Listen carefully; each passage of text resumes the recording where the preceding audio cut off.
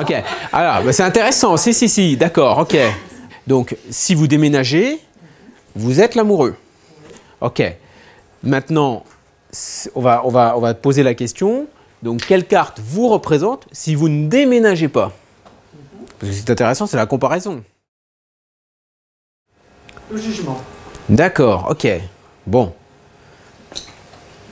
Bah, vous connaissez un peu le tarot ou pas? Pas assez pour savoir bien à propos du jugement. Ouais, c'est une carte un peu... Je vois plus l'amoureux, enfin je vois plus ce que peut me dire l'amoureux que le jugement, par exemple. Oui, bah, l'amoureux, alors donc l'amoureux, parlons-en, d'accord. Donc ça c'est dans le cas où vous déménagez. Si vous déménagez, quelle carte vous représente si vous déménagez? Finalement c'est l'amoureux. C'est un peu curieux l'amoureux. C'est une carte, enfin c'est un personnage dans la carte qui est indéterminé. Il ne sait pas quoi faire et d'ailleurs il n'est pas tellement prêt à décider quoi que ce soit. Il se laisse un peu porter comme ça au bon vouloir de finalement les deux femmes qui sont autour de lui ou voilà, un personnage qui prend pas de décision, c'est un personnage qui se laisse un peu porter.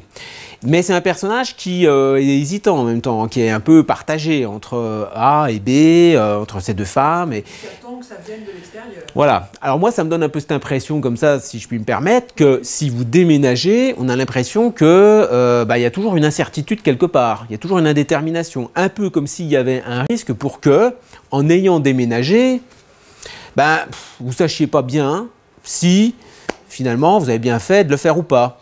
C'est un peu comme si la question de déménager se restait posée même après avoir déménagé.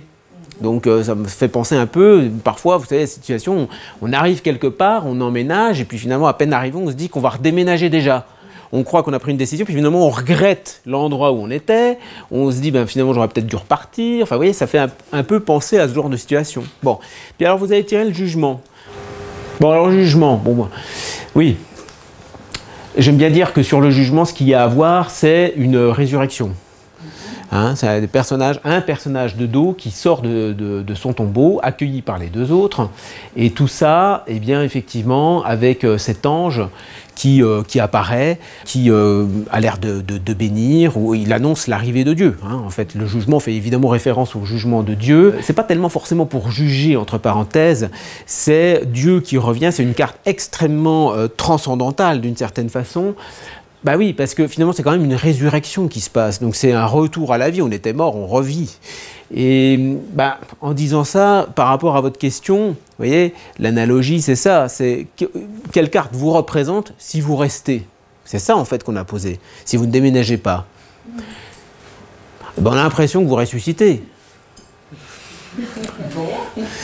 Si vous déménagez pas, c'est la carte du jugement, vous êtes le jugement, vous êtes comme les personnages qui sortent de terre. Vu la carte d'incertitude et d'indécision dans laquelle vous vous trouvez si vous déménagez, on a vraiment l'impression que si vous ne déménagez pas, vous revivez quoi. Donc, si on utilise le tarot dans un cadre, on va dire un peu d'aide à la décision, parce que c'est ça aussi, la divination, on a envie de vous dire que peut-être ce serait très intéressant d'étudier la possibilité de ne pas déménager, qui est peut-être la plus simple d'ailleurs. Alors, ici, regardez, c'est un deuxième type de question qui est, qui est très intéressant pour de l'aide à la décision, encore une fois.